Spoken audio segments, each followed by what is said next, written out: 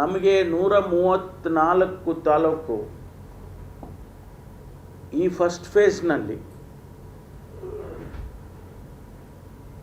ಈ drought affected area ಅಂತ declare ಮಾಡೋದಕ್ಕೆ ಅಂದಾಜು ಕ್ವಾಲಿಫೈ ಆಗ್ಬೋದು ಅಂತೇಳಿ ನಾವು ನಮಗೆ ಸಿಕ್ಕಿದ್ದ ಡೇಟಾ ಪ್ರಕಾರ ಅಂದಾಜು ಮಾಡಿದೋ 134.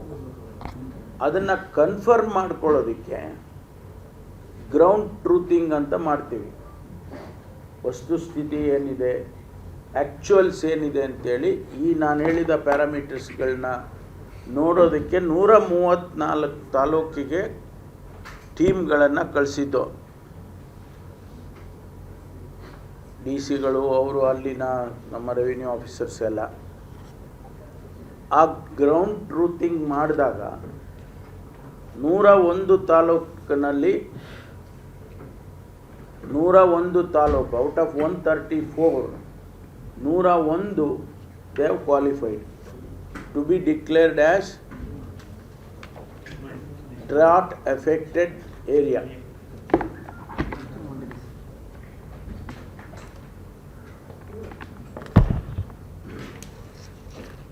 ಈಗ 101 ಆದಮೇಲೆ ಇನ್ನು ಮಿಕ್ಕಿದೆಲ್ಲ ಏನು, ಮಿಕ್ಕಿದ ತಾಲೂಕು ಆಟೋಮೆಟಿಕ್ಕಾಗಿ ಪ್ರಶ್ನೆ ಬರುತ್ತೆ. ಬೇರೆ ಬೇರೆ ತಾಲೂಕುಗಳು ಕೂಡ ಡ್ರಾಟ್ ಅಫೆಕ್ಟೆಡ್ ಇದ್ದಾವೆ, ಅದು ಯಾವಾಗ ಡಿಕ್ಲೇರ್ ಮಾಡ್ತೀರಾ ಅಂತ ಕೇಳ್ಬೋದು. ಅದರಲ್ಲಿ ಈ 101ರಲ್ಲಿ ಸಿವಿಯರ್ ಆ್ಯಂಡ್ ಮಾಡ್ರೇಟ್ ಅಂತ 2 ಕ್ಯಾಟಗರಿ ಇದೆ. ಅದು ಲಿಸ್ಟ್ ಎಲ್ಲ ಕೊಡ್ತೀನಿ ನಾನು. I will give you print ಇದು ಮಾಡ್ಕೊಂಡಿದ್ದೀರ. 89 ತಾಲೂಕಾಸು ಸಿವಿಯರ್ ಇದೆ. Out of 101 talukas to be declared as drought affected, 89 ತಾಲೂಕಲ್ಲಿ ಸಿವಿಯರ್ ಇದೆ ಮತ್ತು 13 ತಾಲೂಕಿನಲ್ಲಿ ಮಾಡ್ರೇಟ್ ಇದೆ. 12.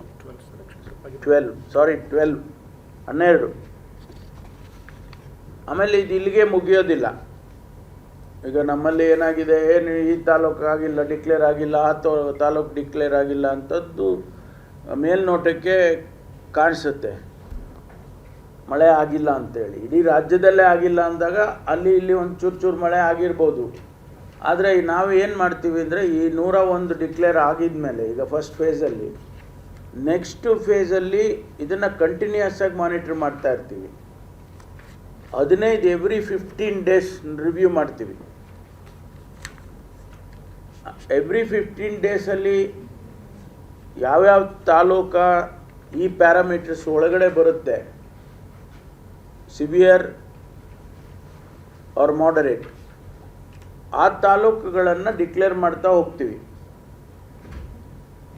ನಮಗೇನು ನಮ್ಮ ತಾಲೂಕು ಆಗಿಲ್ಲ, ಡಿಕ್ಲೇರ್ ಆಗಿಲ್ಲ ಅಂತ ಆತಂಕ ಬೇಡ.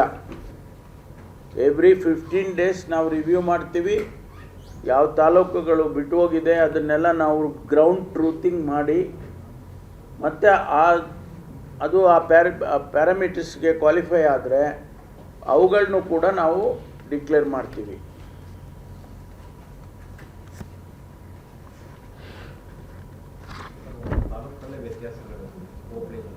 ಅದು ಇದೆ.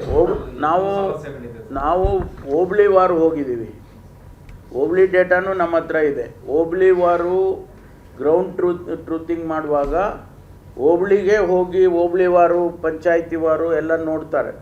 ಸೊ ಅದು ಆ ಡೇಟಾ ನಮಗೆ ಸಿಕ್ಕಿದ ಮೇಲೇ ಅನಲೈಸ್ ಮಾಡಿ ನಾವು ಅದನ್ನು ಡ್ರಾಟ್ ಅಫೆಕ್ಟೆಡ್ ಏರಿಯಾ ಅಂತ ಡಿಕ್ಲೇರ್ ಮಾಡ್ತೀವಿ. ಸುಮ್ಮನೆ ಬ್ಲೈಂಡ್ ಆಗಿ ಮಾಡೋದಿಲ್ಲ. ಇಲ್ಲ, ಅದಕ್ಕೆ ಆವ್ರೇಜ್ ತೊಗೊಳ್ತೀವಿ. ಯೂನಿಟ್ ತಾಲೂಕನ್ನು ಯೂನಿಟ್ ಅಂತ ತೊಗೊಂಡು ಡಿಕ್ಲೇರ್ ಮಾಡುತ್ತೀವಿ. ಅದರಿಂದ ಅದು ನಡೆದಿದೆ. ನಮಗೆ ಬಿತ್ತನೆ ಆಗಿರೋದು ನಿಮಗೆ 71% ಬಿತ್ತನೆ ಆಗಿದೆ. ಅನ್ಫಾರ್ಚುನೇಟ್ಲಿ ಆ ಬಿತ್ತನೆ ಆಗಿರೋದೆಲ್ಲ ಒಣಗೋಗಿದೆ. ಯಾವುದು ಕೂಡ ಬಿತ್ತನೆ ಆದ ತಕ್ಷಣ ಜರ್ಮಿನೇಟ್ ಆಗಿ ಒಂದು 2 ಎಲೆ ಬಂತು ಅನ್ನೋಷ್ಟೊತ್ತಿಗೆ ಮಳೆ ಹೋಯಿತು. ದಟ್ 71% ಕೂಡ ನಮಗೆ ಒಣಗೋಗಿದೆ. ಸೊ ಬಿತ್ತನೆ ಹ್ಯಾಸ್ ನೋ ಮೀನಿಂಗ್. 71% ಆಗಿದೆ ಅಂದರೆ 84 ಲಕ್ಷ ಹೆಕ್ಟೇರ್ನಲ್ಲಿ ಬಿತ್ತನೆ ಆಗಿತ್ತು. ಟಾರ್ಗೆಟೆಡ್. ಅದರಲ್ಲಿ 60 ಲಕ್ಷ ಮಾತ್ರ ಆಗಿದೆ. 60 ಲಕ್ಷ ಹೆಕ್ಟೇರು ಮಾತ್ರ ಆಗಿದೆ. ಬಟ್ ಅದು ಕೂಡ ಎಲ್ಲ ಒಣಗೋಗಿದೆ. I am only trying to tell the severity, ಎಷ್ಟರ ಮಟ್ಟಿಗೆ ಆಗಿದೆ ಅಂತಕ್ಕಂಥದ್ದು. ಅದರಲ್ಲಿ ರಾಗಿ, ಶೇಂಗಾ, ಭತ್ತ, ಮೆಕ್ಕೆಜೋಳ, ತೊಗರಿ ಇದೆಲ್ಲ ಡಿಫ್ರೆಂಟ್ ಪರ್ಸೆಂಟೇಜ್ನಲ್ಲಿ ಬಿತ್ತನೆ ಆಗಿದೆ. ಹಾರ್ಟಿಕಲ್ಚರ್ ಕ್ರಾಪ್ಸು ಕೂಡ 4 ಲಕ್ಷ. 84 ಲಕ್ಷ ಹೆಕ್ಟೇರು ಗುರಿ ಇರೋದ್ರಲ್ಲಿ 64 ಲಕ್ಷ 60 ಲಕ್ಷ 60 ಲಕ್ಷ ಹೆಕ್ಟೇರು ಬಿತ್ತನೆ ಆಗಿದೆ. 60 ಲಕ್ಷ ಬಿತ್ತನೆನೂ ಒಣಗೋಗಿದೆಯಾ? ಒಣಗೋಗಿದೆ. ಅದೇನು ಈಗ ಮಳೆನೇ ಇಲ್ವಲ್ಲ, ನಿಮ್ಗೇನ ಬೆಳೆ ಬರೋದಕ್ಕೆ ಸಾಧ್ಯನೇ ಇಲ್ಲ, ಆ ಪರಿಸ್ಥಿತಿ ಇದೆ. ಭತ್ತ 60%, ರಾಗಿ 57%, ಶೇಂಗಾ 34%, ಮೆಕ್ಕೆಜೋಳ 84%, ತೊಗರಿ 89%. ಇದೆಲ್ಲ ಬಿತ್ತನೆ ಆಗಿತ್ತು. ಬಟ್ ಅದಷ್ಟು ಈಗ ನಮ್ಮ ಕೈಗೆ ಸಿಗೋದಿಲ್ಲ. ಹಾರ್ಟಿಕಲ್ಚರ್ ಕ್ರಾಪಲ್ಲಿ 4.36 ಲಕ್ಷ hectare total horticulture crops area. ಅದರಲ್ಲಿ ಬರೀ 3 ಲಕ್ಷ ಮಾತ್ರ ಹಾರ್ಟಿಕಲ್ಚರ್ ಕ್ರಾಪ್ಸು ಬಿತ್ತನೆ ಆಗಿದೆ.